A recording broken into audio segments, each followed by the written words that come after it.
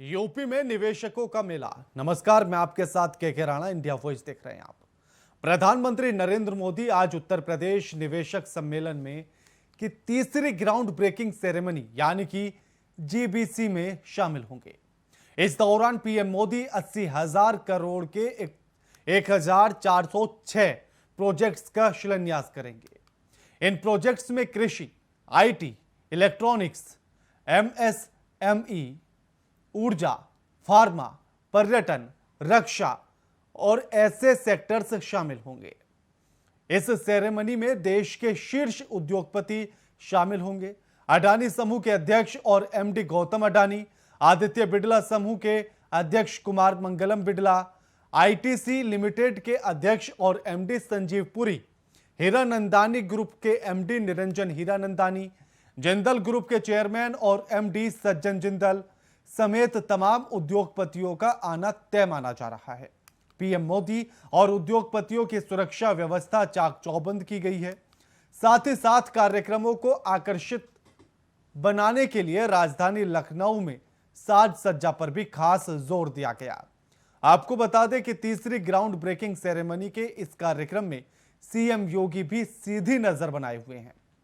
कुछ देर में ही सेरेमनी शुरू हो जाएगी।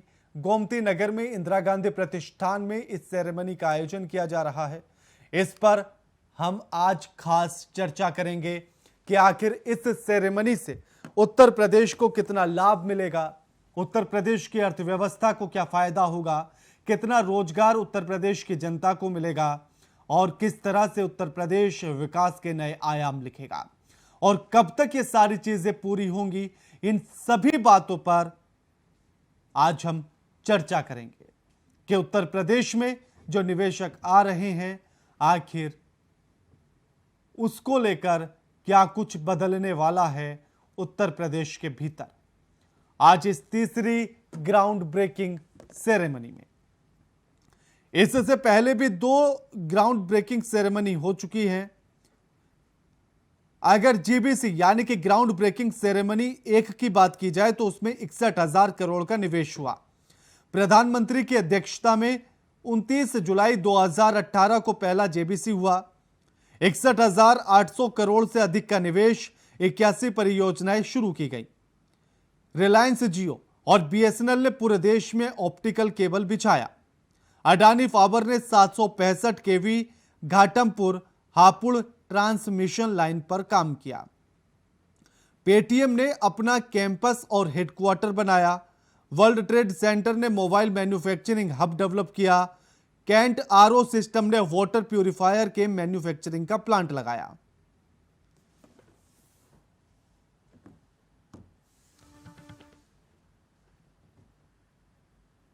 और आज इसी मुद्दे पर चर्चा करेंगे, लेकिन उससे पहले यह बड़ी खबर आ रही है, उसका रुख करेंगे। लखनऊ पहुंचे हैं पीएम मोदी। 11 बजे के आसपास ये सेरेमनी की कार्यक्रम शुरू हो जाएगा और 10:33 हो रहे हैं जब प्रधानमंत्री नरेंद्र मोदी पहुंच चुके हैं। राज्यपाल और सीएम योगी ने उनका स्वागत किया है। ग्राउंड ब्रेकिंग सेरेमनी में शामिल होंगे प्रधानमंत्री नरेंद्र मोदी। 11 बजे ये कार्यक्रम ब्रेकिंग सेरेमनी का शुरू होगा और प्रधानमंत्री नरेंद्र मोदी टाइम पर पहुंच चुके हैं। 10:30 बजे का समय यानी कि 10:33 और उस समय पर योगी आदित्यनाथ लखनऊ में है और वो प्रधानमंत्री नरेंद्र मोदी का स्वागत कर रहे हैं। साथ ही राज्यपाल आनंदीबेन पटेल ने भी उनका स्वागत किया। प्रधानमंत्री नरेंद्र मोदी लखनऊ पहुंच चुके हैं, ग्राउंड ब्रेकिंग सेरेमनी में शामिल होंगे।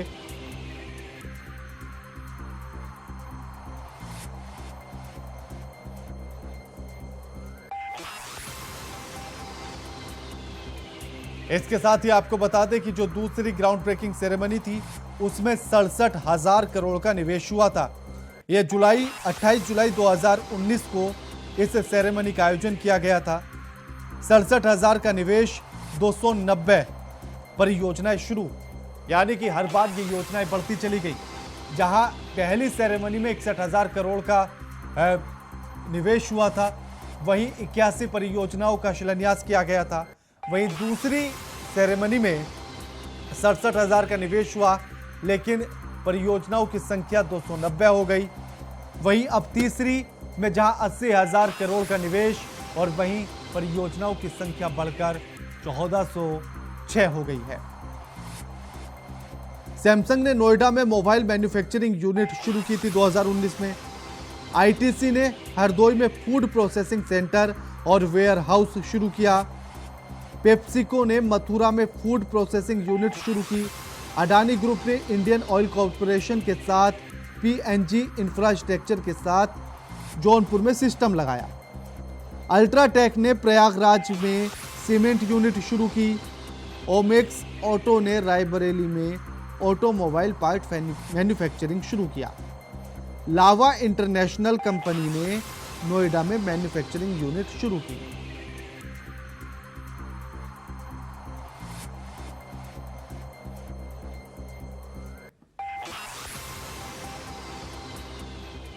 और अब आपको दिखाते हैं कि इस थर्ड ग्राउंड ब्रेकिंग सेरेमनी का जायजा लिया है हमारे संवाददाता अखंड प्रताप शाही ने।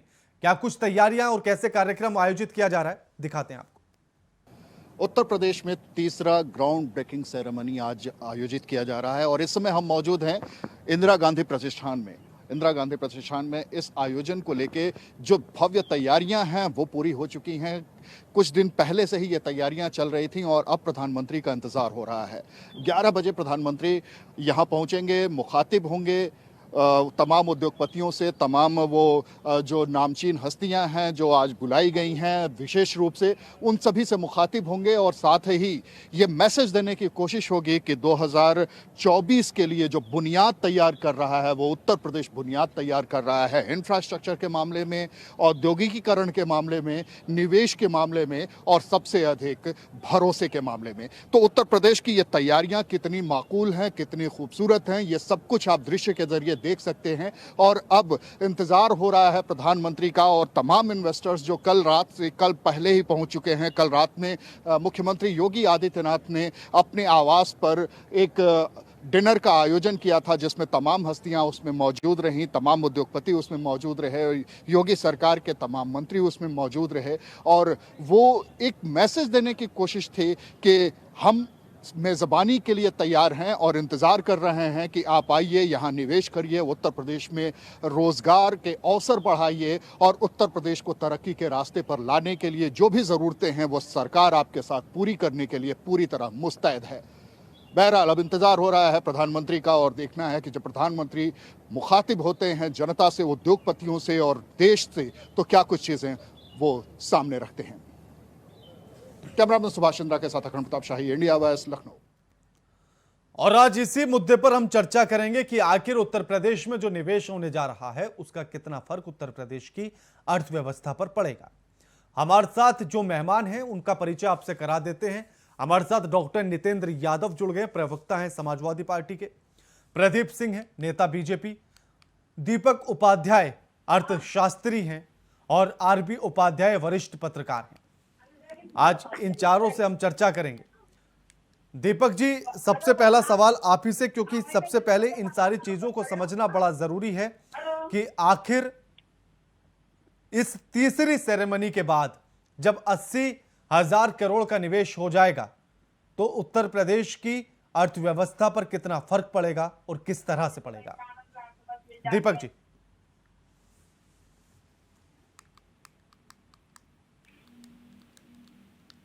मिलती हैं वहां से।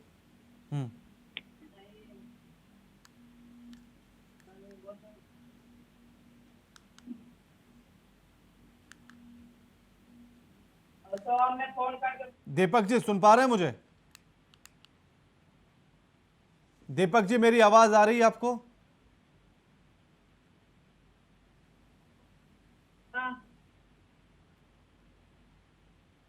चलिए प्रदीप जी, दीपक जी पर शायद अभी संपर्क नहीं हो पा रहा है। प्रदीप जी, तो वहीं किसी को मिले। प्रदीप जी, सवाल मेरा यह है कि 80,000 करोड़ का निवेश उत्तर प्रदेश में होने जा रहा है। आज 1406 परियोजनाओं का शिलान्यास प्रधानमंत्री नरेंद्र मोदी करेंगे। एक बड़ा दिन है, लेकिन सवाल यह है कि जो 5 लाख रोजगार देने की बात की जा रही है उसको लेकर क्या डेडलाइन भी दी जाएगी? नमस्कार प्रदीप जी। देखिए, ये जो आज का कार्यक्रम हो रहा है, ये प्रदेश के इतिहास में खास करके इन्वेस्टमेंट को लेकर के या रोजगार सृजन को लेकर के एक बहुत बड़ी उपलब्धि है। मैं यहाँ एक चीज क्लियर करना चाहूंगा कि बहुत से लोगों के मन में रहता है कि रोजगार का मतलब केवल सरकारी नौकरी, तो अगर उससे थोड़ा सा ऊपर उठाए रोजगार का अवसर तो ये सृजन किया जा रहा है, प्राइवेट में भी बहुत नौकरियां होंगी। तो उसी के संदर्भ में देखिए इतना बड़ा इन्वेस्टमेंट हो रहा है, तो निश्चय ही लोगों की जरूरत होगी, लोगों को रोजगार मिलेगा। कोई अच्छा काम, बड़ा काम होता है तो निश्चय लोग क्रिटिकल होते हैं और उस पर जो अपनी टीका टिप्पणी करते हैं। लेकिन योगी जी के परफॉर्मेंस को अगर देखा जाए और मोदी जी की जो केंद्र से सहयोग है उसको देखा जाए, तो इसमें डेडलाइन की जरूरत नहीं है, काम अपने आप ही दिखने लगेगा। ठीक है, तो ये एक ऐतिहासिक दिन है और इस पे डेडलाइन अगर दे भी जाए तो उससे पहले ही सारे काम हो जाएंगे।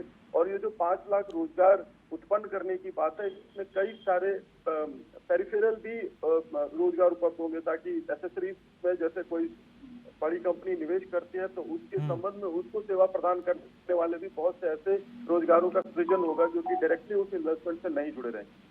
तो मेरे कहने का तात्पर्य यह है कि देखिए इतना बड़ा मतलब मुझे याद नहीं है बीते 25-30 सालों में कि पहले तो यहाँ पे इन्वेस्टमेंट आते ही नहीं थे, फिर एक माहौल बना, आना शुरू हुए, सरकार का उसका प्रोत्साहन, सरकार को उसका सहयोग, उसको देखने के बाद और सारी कंपनियां आ रही। ये राजनीतिक इच्छा शक्ति जब होती है और उसमें कट कमीशन की कोई अपेक्षा नहीं रहती है तो इस तरह के पुनीत कर्तव्य होते रहते हैं। आज हर प्रदेशवासी के लिए और हर ऐसे व्यक्ति के लिए कि जो रोजगार के लिए प्रतीक्षारत है, आज बहुत ही प्रसन्नता का दिन है कि आज एक ऐसे कार्य का सूत्रपात आज हो रहा है जो कि प्रदेश के भविष्य को चहुं ओर विकास की तरफ ले जाएगा। ठीक है नितेंद्र जी, अब बीजेपी का तो ये कहना है कि ये निवेश है और जो उत्तर प्रदेश को चहुमुखी विकास की तरफ लेकर जाएगा। आप क्या कहेंगे इस निवेश को लेकर? निश्चित रूप से राणा जी, मेरा कहना है कि जो बीजेपी कह रही है और आज जो करने जा रही है वास्तव में धरातल में उतरेगा तो इसका निश्चित रूप से मैं स्वागत करना चाहूंगा। लेकिन भारतीय जनता पार्टी की अभी तक के, चाहे केंद्र की 8 साल की सरकार रही हो और चाहे उत्तर प्रदेश की दूसरी सरकार का दूसरा कार्यकाल है, अभी तक भारतीय जनता पार्टी ने सिर्फ कागजी खेल की। ये तीसरी सेरेमनी है, इसके पहले भी 2 बड़ी इन्वेस्टमेंट हो चुकी है लखनऊ के अंदर और उसमें से बहुत सारे एमओयू साइन हुए थे, बहुत सारे लोगों को इन्वेस्टमेंट करने का बात कही गई थी, लेकिन अभी तक उनमें से कुछ भी धरातल पर नहीं आया है। और मेरा कहना है कि यदि वास्तव में ये जैसा कि दावा किया जा रहा है कि 1406 कार्य योजनाओं का शिलान्यास करेंगे, 80,000 करोड़ का निवेश आ रहा है, 5 लाख लोगों, आखिर उत्तर प्रदेश को जरूरत तो बहुत रोजगार की है, लेकिन यदि 5 लाख नौजवानों को भी रोजगार मिलेगा तो मैं स्वागत करूंगा। लेकिन कहीं भी मुझे नहीं दिखाई पड़ रहा है कि ये क्रियान्वयन धरातल पर होने जा रहा है, क्योंकि अभी तक का रिकॉर्ड जो रहा है कि बात तो होती है लेकिन इसमें कहीं मध्यम वर्गीय, लघु उद्योग आदि तमाम जो उद्योगपति हैं उनको कहीं स्थान नहीं मिल रहा है। सिर्फ चंद बड़े लोग नाम इसमें हैं जिनको सरकार नितेंद्र जी एक सवाल पूछूं आपसे? जी नितेंद्र जी एक सवाल पूछूं? जी बिल्कुल। जिस तरह से रिपोर्ट्स कह रही हैं, मैं अब उन रिपोर्ट्स के आधार पर ही सवाल पूछता हूं कि 2017 से पहले आपकी सरकार थी, कितना निवेश आपकी सरकार में आया था? मैंने ऐसा कोई दावा अभी नहीं किया कि नहीं, ये सवाल मैं पूछ रहा हूं, दावे की मैं बात ही नहीं कर रहा, ये सवाल मैं पूछ रहा हूं आपसे। नहीं, आपके पास आप रिकॉर्ड है, आप रिकॉर्ड भी सामने रख दीजिए, अभी सामने चीजें आ जाएंगी कि मेरी सरकार में कितना निवेश था, कितने हमने और पावर सेक्टर में काम किया था, कितनी हमने औद्योगिक इकाइयां पावर सेक्टर में लगवाई थी, उत्तर प्रदेश में कितनी सौर ऊर्जा के प्लांट लगवाए थे, क्या क्या किया था, आपके पास रिकॉर्ड है, आप जल्दी बता सकते हैं क्योंकि मैं इस समय रिकॉर्ड नहीं। तो आपकी तो पार्टी, आपको कम से कम अपने काम तो याद होंगे।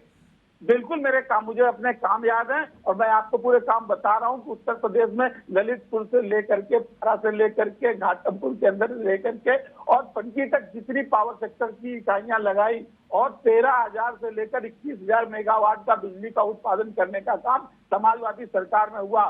समाजवादी सरकार में जो एक्सप्रेस वे बनने का काम हुआ आगरा से लेकर लखनऊ तक का, इतना बड़ा प्रोजेक्ट था और 1 महीने के लिमिट में हुआ। जैसा कि अभी पहले भी मैंने कहा था, कार्य योजनाओं की डेडलाइन तय होनी चाहिए और समयबद्ध। इटाना स्टेडियम नहीं, आपके ये सवाल तो सामने मैं भी पूछ चुका हूं ना, समयबद्ध डेडलाइन बना वाला। था। ठीक है आपको- नितेंद्र जी, आपको- नितेंद्र जी आपको आप ही की बात का मेट्रो सवाल, लाइन देखी? आप मैंने ही मेट्रो की लाइन बात का आपको- जवाब ले लेता हूं मैं। नितेंद्र जी, दीपक जी हमारे साथ जुड़ गए, अर्थशास्त्री हैं। दीपक जी, 80,000 करोड़ का निवेश उत्तर प्रदेश में अगर होगा तो किस तरह से उत्तर प्रदेश की अर्थव्यवस्था आगे बढ़ेगी, किस तरह से विकास होगा, एक बार ये थोड़ा सा आप समझा दीजिए।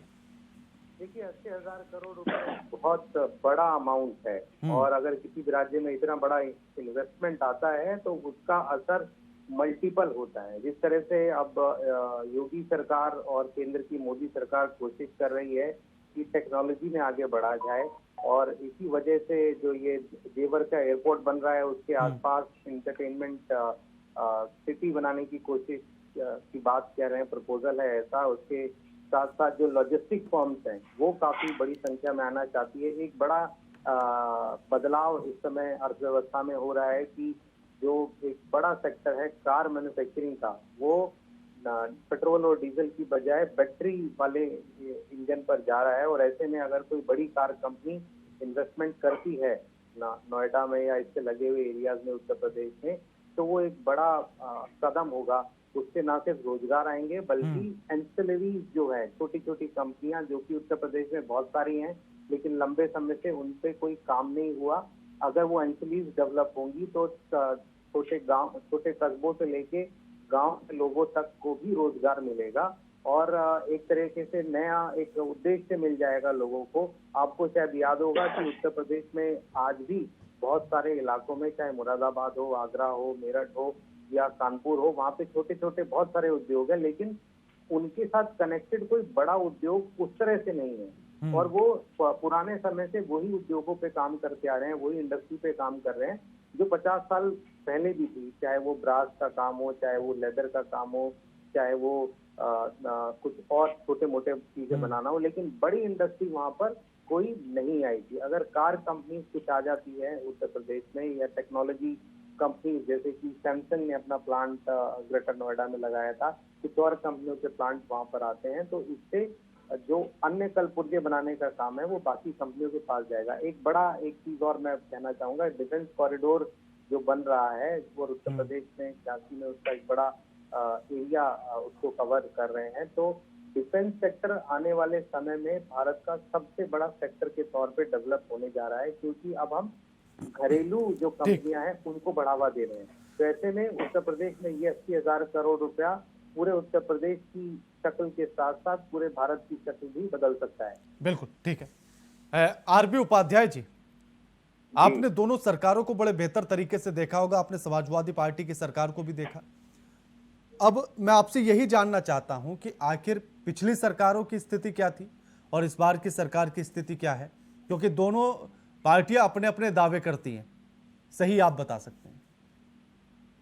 देखिए, हर पार्टी कोशिश करती है कि प्रदेश में ज्यादा से ज्यादा पूंजी निवेश हो, ज्यादा से ज्यादा उद्योग लगे, एक तो रोजगार पैदा होंगे और रोजगार के साथ साथ एक रेवेन्यू जनरेट होगा, सरकार को टैक्सेस के रूप में मिलेगा, सरकार की तिजोरी भरेंगी, तो सरकार कल्याणकारी योजनाओं पर कहीं न कहीं खर्च कर पाएगी।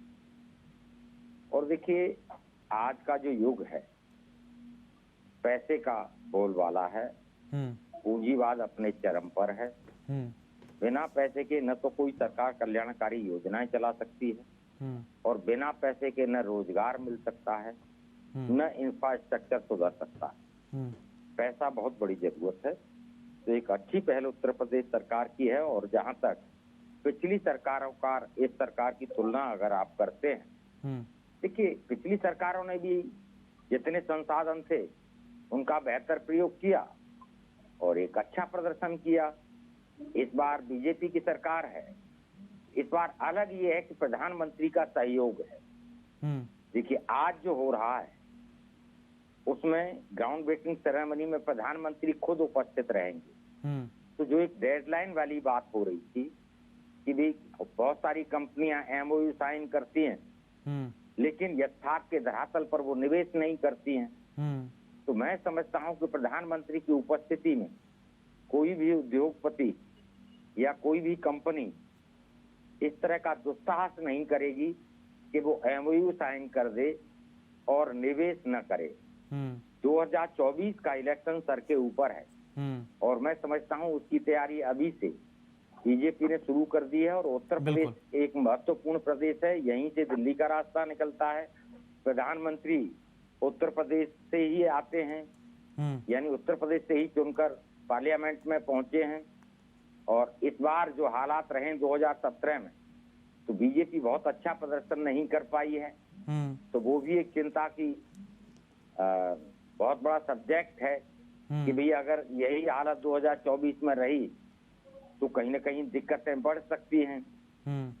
इन सब चीजों को मद्देनजर रखते हुए मैं समझता हूं सरकार की पूरी कोशिश होगी कि जो भी एमओयू हों वो निवेश होगा, इकाइयां लगेंगी। और देखिए बहुत विस्तृत संभावनाएं उत्तर प्रदेश में हैं। हर डिस्ट्रिक्ट में अपना एक प्रोडक्ट है। अलीगढ़ की बात करें, ताला चाकू प्रसिद्ध हैं, वहां से मुरादाबाद की बात करें तो वहां अपना। लेकिन बिल्कुल जो अर्थशास्त्री अभी कह रहे थे, इनको किसी बड़ी इंडस्ट्री के साथ कनेक्ट करने की जरूरत है। बिल्कुल कि भी हम ये पार्ट बना देंगे, लेकिन बड़ी कंपनी इंश्योर करेगी कि मैं इसको परचेज कर लूंगा। और एक बड़ा मान लीजिए मोबाइल की कंपनी लगती है तो वो एक कंपनी नहीं होती, उसके छोटे छोटे पार्ट्स बनाने के लिए छोटी छोटी कंपनियों में जो काम मिलता है वो कहीं ना कहीं समृद्धि की ओर ले जाता है। बिल्कुल। और जब व्यक्ति या कंपनी समृद्ध होगी तो प्रदेश समृद्ध होगा, और प्रदेश समृद्ध होगा तो बिल्कुल देश समृद्ध होगा। ठीक है प्रदीप जी, अब क्या निवेश छोटी छोटी कंपनियों को लेकर भी किया जाएगा? एक सवाल तो ये, और दूसरा ये कि जिस तरह से अभी बताया गया कि अब उत्तर प्रदेश में ये सेरेमनी हो रही है तो प्रधानमंत्री खुद मौजूद हैं। अगर पार्टी किसी और पार्टी की अगर सरकार होती तो क्या तब भी इतना सहयोग प्रधानमंत्री कर रहे होते?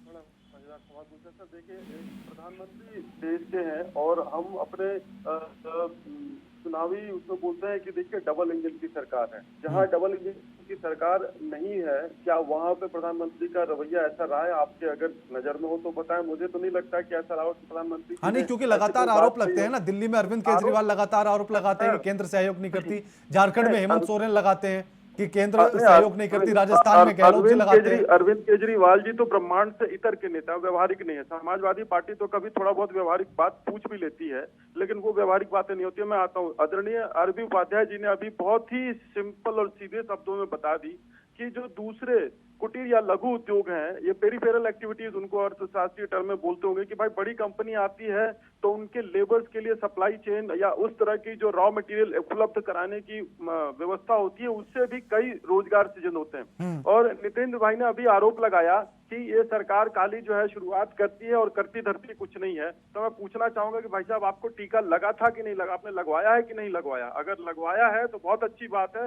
नहीं लगवाया है तो अभी भी समय जाके लगा लीजिए। और ये केंद्र और राज्य की सरकारों का ही प्रयत्न रहा है कि 25 करोड़ की जनसंख्या में 95% से ज्यादा की सफलता है, बल्कि 98% कहा जाए तो उसकी सफलता है कि सरकार ने वो काम किया है। दूसरी बात ये, मैं आपके उस उत्तर का जवाब देता हूँ कि प्रधानमंत्री जी जो है किसी भी राज्य से अगर सौतेला व्यवहार करते और व्यवहार में वो ला रहे होते तब ये क्या कहते हैं? तो बिना आधार के ये आरोप लगा रहे हैं। जब सच में हो रहा होता यदि ऐसी है कि कहीं तिल भर की कोई ऐसी आशंका या गुंजाइश होती तो ये लोग क्या कहते हैं? ये लोग तो पूरा ब्रह्मांड सर पे उठा लेते। अभी देखिए क्या है कि सारी चीजें नीति सम्मत और संविधान अनुरूप हो रही है। आपने अरविंद केजरीवाल जी का सुबह सुबह नाम ले लिया और देखिए क्या क्या क्या वो जब न्यायालय उनके पक्ष की बात करती है तो वो उठा के फर्रे बांट देते हैं। और जब वही मैंने बाकी मुख्यमंत्रियों का भी नाम लिया, आप सिर्फ पकड़ के अरविंद केजरीवाल को बैठ गए। आते हैं हेमंत सोरेन जी भी आते हैं। बताइए उनका विवेक है, उनकी मेच्योरिटी। अरे भाई सभी लोग फेवर मतलब अपने ही नाम को, वो पहले एक होता था कि फलाने